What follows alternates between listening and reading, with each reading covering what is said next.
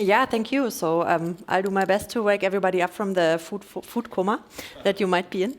Yeah, and we're also along the lines of this morning talking about LLMs and foundation models and Gen AI in general, and what we're doing with it at Volkswagen.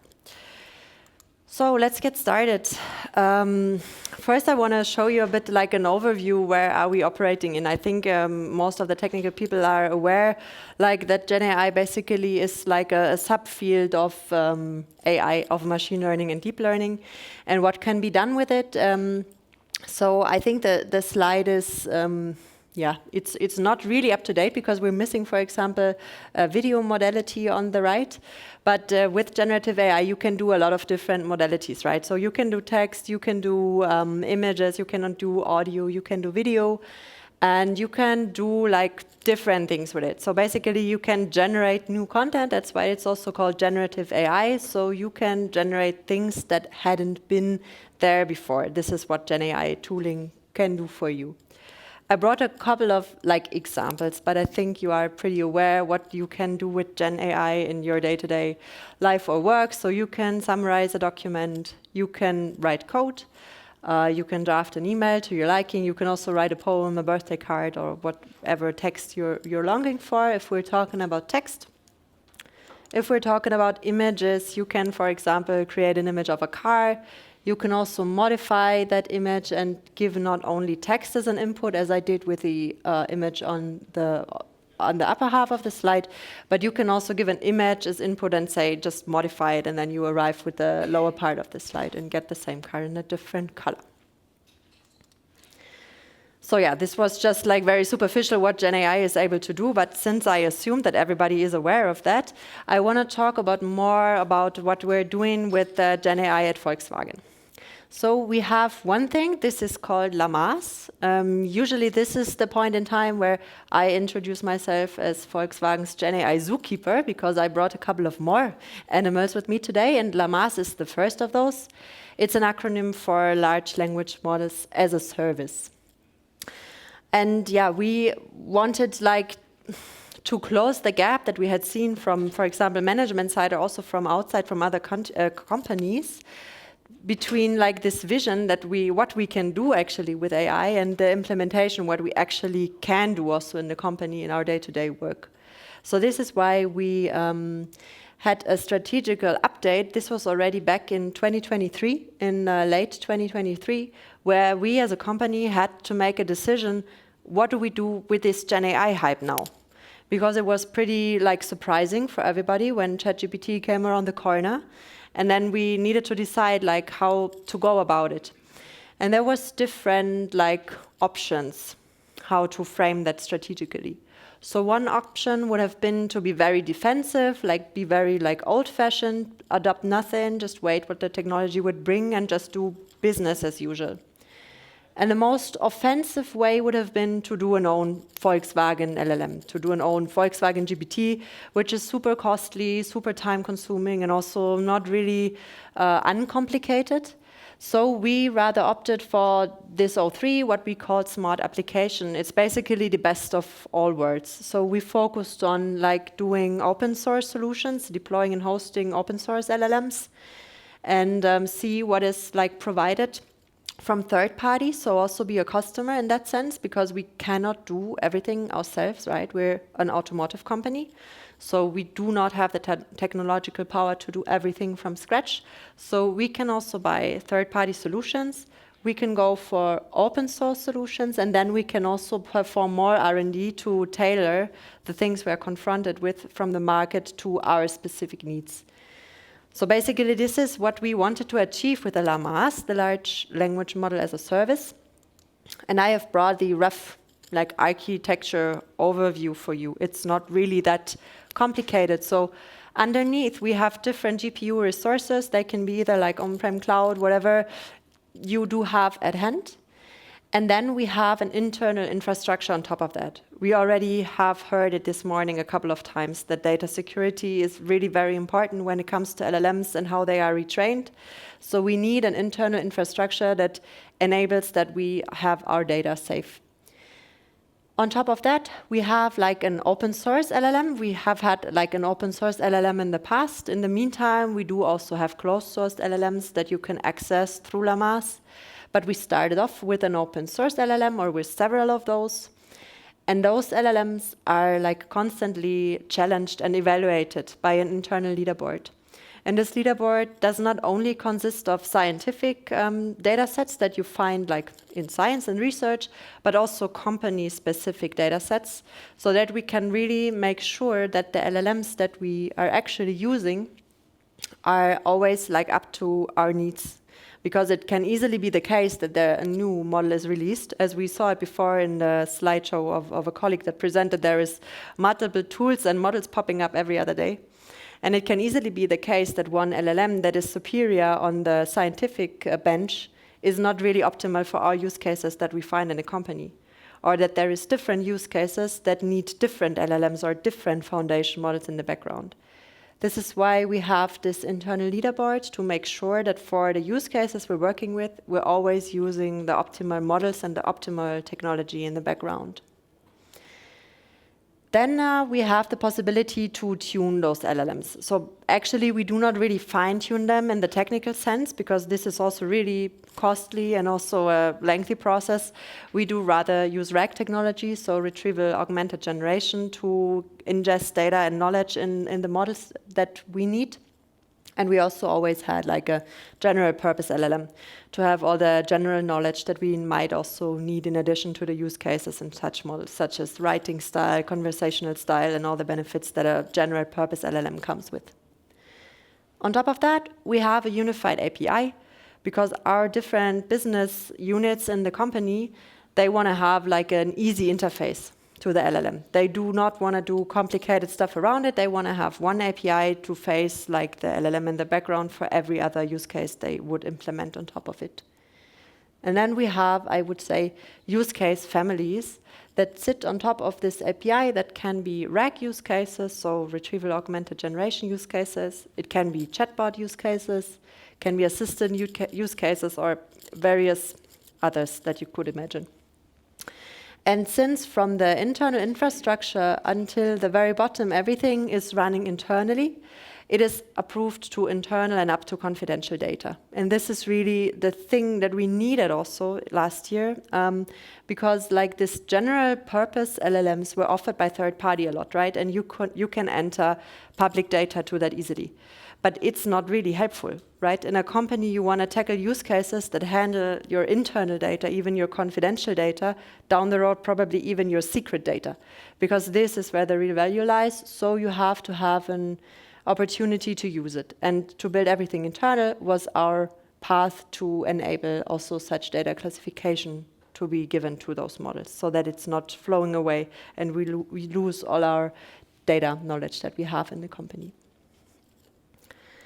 So yeah, overall, we can say that since we have this unified architecture that has this unified API, we can enable a wide array of use cases that we find within Volkswagen.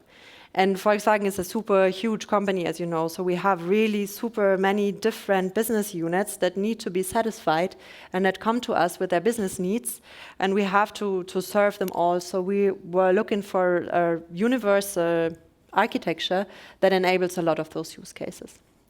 Also, as I said before, all the internal knowledge is strategically used in-house. So since we have this internal infrastructure set up, we keep our data with ourselves and we do not have data flow to outside.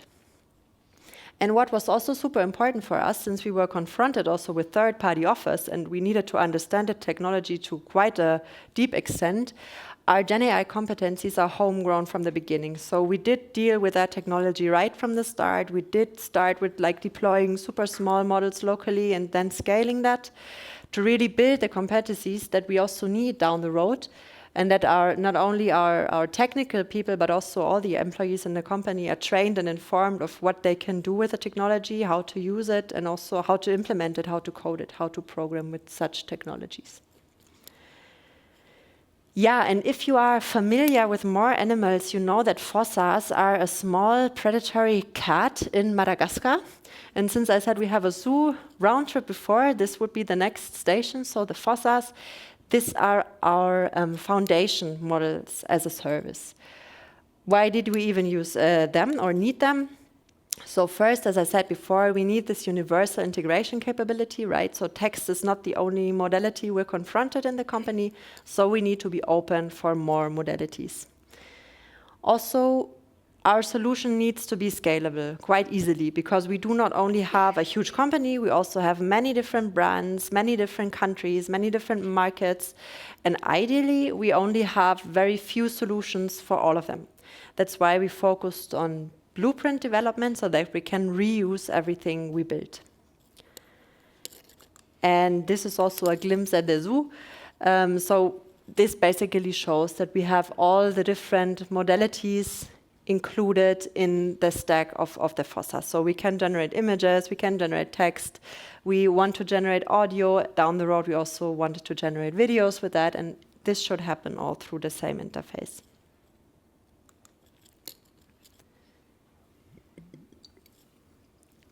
This again is an architecture draft. It looks very similar to the one from the März because it is very similar. So again, we have like GPU on the very bottom, and then we have infrastructure on top of that. That can be coming from various sources, depends on the needs of the business unit, the market, the region. And then we ultimately have different like models in the background. Like it can be LLMs, but it also can be large industry models or large action models. So talking about agentic, Gen AI, or video models. And all of them, again, are challenged by this internal evaluation board that I have talked about before. So we have scientific data sets on the one hand, but we also have in-house data sets on the other hand.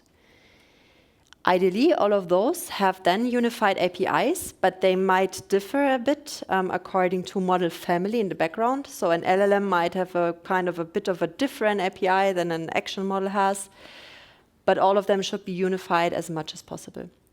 And on top of that, we have an arbitration module. So this module decides automatically where the input request should be routed to, right? For example, when you think about an email use case, you want to build an assistant that writes emails for you. This is a very easy arbitration, right? Because you can say, okay, text is the input, text is the output. I will just route it to an LLM. But there might be cases where you have multiple inputs and it must be routed to different modules. So you might want to generate a video with subtitles. And then you would route something to a video like a multimodal model in the background, and at the same time to an LLM that generates the text for you. And on top of that, again, different use cases can be put. So this is also reflecting the template approach that I said before, because as you can see, we can easily ingest like any kind of new models in the background that flow through a unified API in the end. And we can also stack different use cases on top of it, whatever our business units would need. So which else use cases do we have? Again, an animal, the beetlebot. Actually, like this would be insects now, but no, honestly, the beetlebot does not refer to an insect. It refers to the Volkswagen Beetle. So it was our first for all car. And this was what we were aiming for with this bot was the first for all employees bot. So we're enterprise IT, right? So we're not talking about the cars here, but we're talking about all the different people in our company using a chatbot. And in the beginning, this was called the Beetlebot. And with the BeetleBot, it was a general purpose chatbot in the beginning where people could get familiar with how to use a chatbot, because they could not use like third-party tooling in the first place at the very beginning. So ChatGPT was not approved. Microsoft Copilot Chat was not yet there. So they needed something to play a bit, because they did play at home already, right? So in 2023, I think everybody did generate a Christmas poem with ChatGPT at some point. But we also wanted to people to think about it in a work context, right? So they needed to get a feeling what in my work would be useful. Where would I need Gen AI in my daily work? So we gave them a tool to explore it a bit, and this was the BeetleBot. Soon enough, the people said, okay, like a general purpose chatbot, even if we can enter internal data, is not too interesting for us, right? What we really need is a bot that has like internal knowledge and that is like very good Rails, so that is working very well for us. And this is when we shifted to the AI bot factory. And in the AI bot factory, we do build multiple large domain bots. So if we have a business unit like HR, like technical development, for example, we would develop a bot for this specific domain that has all the domain knowledge. It's a RAG-based technology, so that people can get answers to their domain questions easily. So an employee would, for example, ask, like, how many vacation days do I have? And then an HR chatbot could answer that.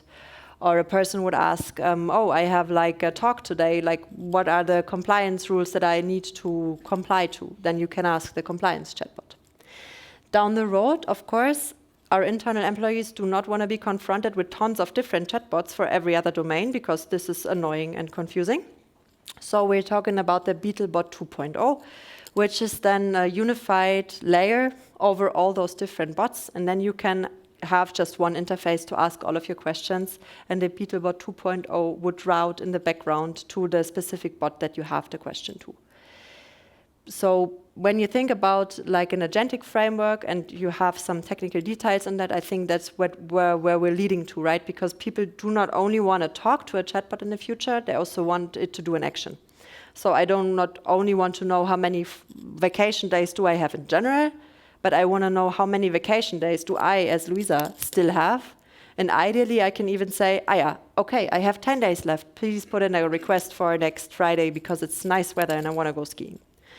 So that would be the ultimate goal for those chat assistants for the company that we're planning with. Then we also have a large shape model.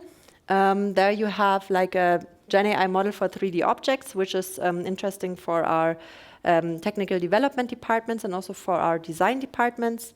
And there we're doing a bit more of a researchy approach. So here we're really trying to build something from scratch. Of course, we also have like approaches from the market that we can use, like Trellis that came out recently.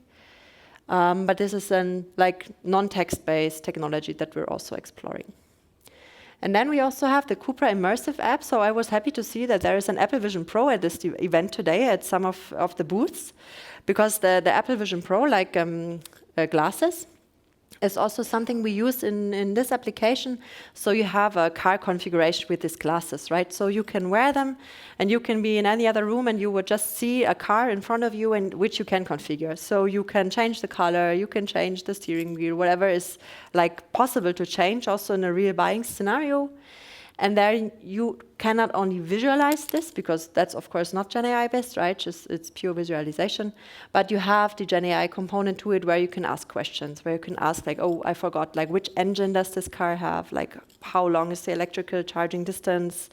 Is it available in purple because it's my favorite color? And then the assistant would give you answers or directly adjust the model that you see in front of you. So this is also something that we use in sales or in marketing. Which is also having a bit of a GenAI glimpse.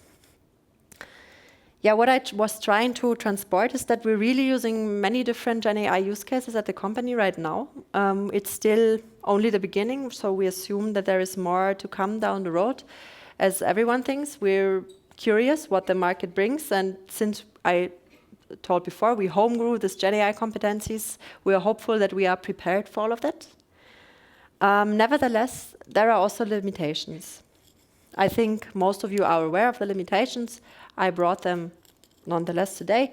So we have hallucination and trustworthiness, which is more or less important, depending on the use case, right? So if I have an email assistant that should write polite emails to my colleagues, I would be very happy if it's trustworthy and not hallucinating too much, but if it ever does, it would not be super harmful. But if you think about the HR chatbot I mentioned before, it would be a real problem if the chatbot told you, you have 50 vacation days this year. I think the company would not really be happy about it. This is why we always have to have in mind that the technology is prone to hallucinate and prone to make errors, so we have to guardrail it very good, depending on the use case, so that this is not happening. Also, we have data and knowledge leakage. It was mentioned a couple of times this morning as well. So whenever you send a request to an LLM, you can be rest assured that this will be used for retraining to some extent of those models. So we don't want to have that. And we really try to keep all the data information that we have in-house. And I would recommend that for every other company too, because if we give away all of our knowledge to the huge third-party vendors, there will be a huge power where we will not have them any longer. So we should really try not doing that. There is also energy and cost challenges, right? So the GPU resources that are necessary to train or fine-tune such large models in the background are not low. So they consume a lot of energy, which also consumes a lot of money, right? So it's not only costly, it's also bad for our environment. So we should always look careful to what extent do we really need those things? Like how often should we really use those things? A recent trend that I observe is that people use like ChatGPT or another LLM like as they use Google search before. But is this really the best thing to do? Because it's much more costly. And if I don't want to have a conversation, but I just want to have an information, I'd rather stick to a traditional search engine and not use an LLM-based technology. And this is something we should really be aware because it is costly for our environment and for our pockets. Also, there is this gap between low-hanging fruits and value through integration. So a lot of like third-party tooling is offering Gen AI solutions in the meantime, right? So every other vendor that is approaching you is having some Gen AI in their portfolio because you have to have it at the moment. But is it really so fruitful as it sounds, right? Probably it isn't, because oftentimes we saw that it's much more beneficial if you integrate such toolings in existing solutions. And there it is needed more than just a third-party tool that offers a nice chatbot. But you really have to look into your use cases and see what do we need here? What is the systems where we need to integrate something? Where do we have different interfaces that we need to satisfy and to talk to? And then the value is much higher. Also, I think it's worth being very sensitive between this hype and the practicality, because it's a bit, Gen AI is super fancy, right? Everybody wants to do it at the moment. But is it really the best approach? Not every time. We also saw that in a nice slide in the morning that I think it was 51% of use cases is still traditionally machine learning based and 49% is Gen AI based. But this is probably not what your management tells you, right? They tell you use Gen AI, just use it. But probably it's better to think about how can traditional machine learning help us in some of the use cases still, because it's on par or even superior than the Gen AI solutions that we find. So I also want to put that thought that you really challenge also the demand that you ask to satisfy and think about, do I really need it or can I stick to traditional methods? This is my last slide, and this is basically some best practices that we saw like from 2023 until now. So when it comes to Gen AI, what should we do? So you should be very close to demand, right? You should ask the business units, the people, your customers, whomever, what they want and what they need. Because of course, as always in AI, you can come around with some fancy tag and say, hey, I think I have a super nice AI tool and we can apply it here. But if they don't really need it, or if they don't know that they need it, they also will not use it. So it's useless money and you shouldn't spend it. Also, flexibility and speed is very important. I think it's getting more and more important too, because as you've seen before, like tons of models and tooling is coming up every other day, and you need at least to know about them, if not be able to use them in a very short amount of time. Also, cost efficiency, I talked about that before, so really have in mind what all those requests against the large language model would cost in the end, and how much worth it is. For example, also I think the question between fine-tuning and the RAG-based technology was a good showcase for that. So you could easily fine-tune a model and come to a similar result, but you can also build a RAG, which is really much, much, much cheaper. And this cost efficiency you should also have in mind. Then the template approach, I was trying to describe it before with the Llamas, Fossas, and also the AI bot factory. So if you're building a use case, try to make it reusable, because then it will also like count into the points above, right? You will also be more flexible and fast, and it will also be cheaper and more cost efficient. Staying ahead is very important. It's also very tough, because when I look at all the talks that I listened to today, I feel like we're doing pretty much the same, right? It's not that I see something where I say, wow, like this is really something like top-notch innovative I have never seen before. So staying ahead is really not so easy, but we should still try to do so. And continuous training is important, not only for the developers that actually working on such tooling, but also for the people in the companies that work with such tooling, because if they can't use it at the end of the day, it's useless to build such things. And I think it's 5 seconds now. So thank you for your attention.